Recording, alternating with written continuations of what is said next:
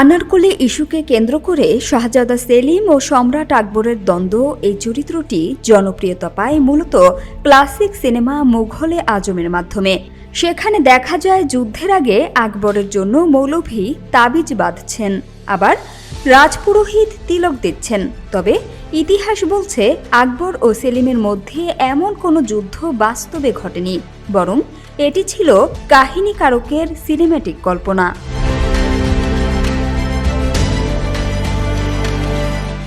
এই ঐতিহাসিক কল্পনার বিপরীতে বর্তমান বিশ্ব রাজনীতিতে দেখা যাচ্ছে ভিন্ন বাস্তবতা।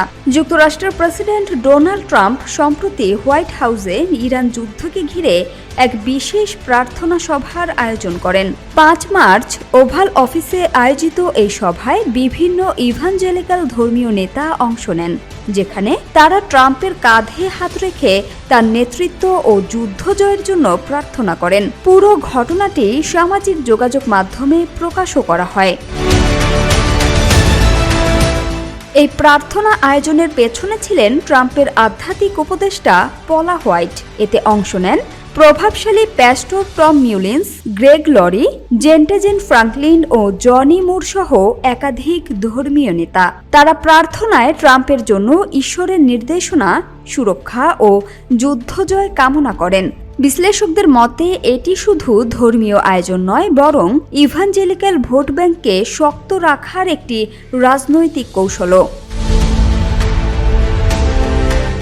এদিকে মার্কিন প্রতিরক্ষা মন্ত্রী পিট হেগসেথ প্রকাশ্যে বলেন, ইরান যুদ্ধের পেছনে ঈশ্বরের সমর্থন রয়েছে এবং এটি এক ধরনের ধর্মীয় সংঘাতের রূপ নিতে পারে। একই সময় ইসরায়েল প্রসঙ্গেও নতুন বিতর্ক তৈরি হয়। যুক্তরাষ্ট্রের রাষ্ট্রদূত মাইক হাকাবি বৃহত্তর ইসরায়েলের ধারণার প্রতি সমর্থন জানিয়ে বলেন, বাইবেল অনুযায়ী বিশাল ভূখণ্ড ইসরায়েলের প্রাপ্য।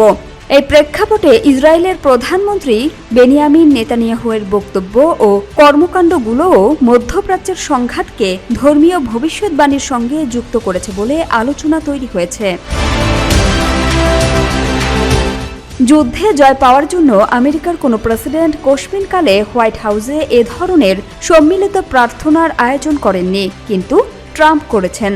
বিশ্লেষকদের মতে ট্রাম্প ও তার ঘনিষ্ঠ ইভানজেলিক্যাল গোষ্ঠী মধ্যপ্রাচ্যের সংঘাতকে শুধু রাজনৈতিক বা সামরিক দৃষ্টিকোণ থেকে নয়, বরং বাইবেলীয় আর্মাগেডন বা চূড়ান্ত যুদ্ধের প্রেক্ষাপটে দেখছেন।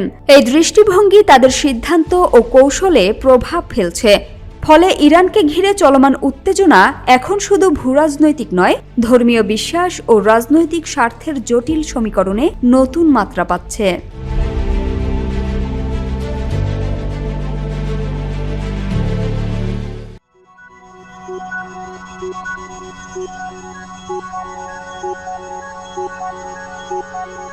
Thank you.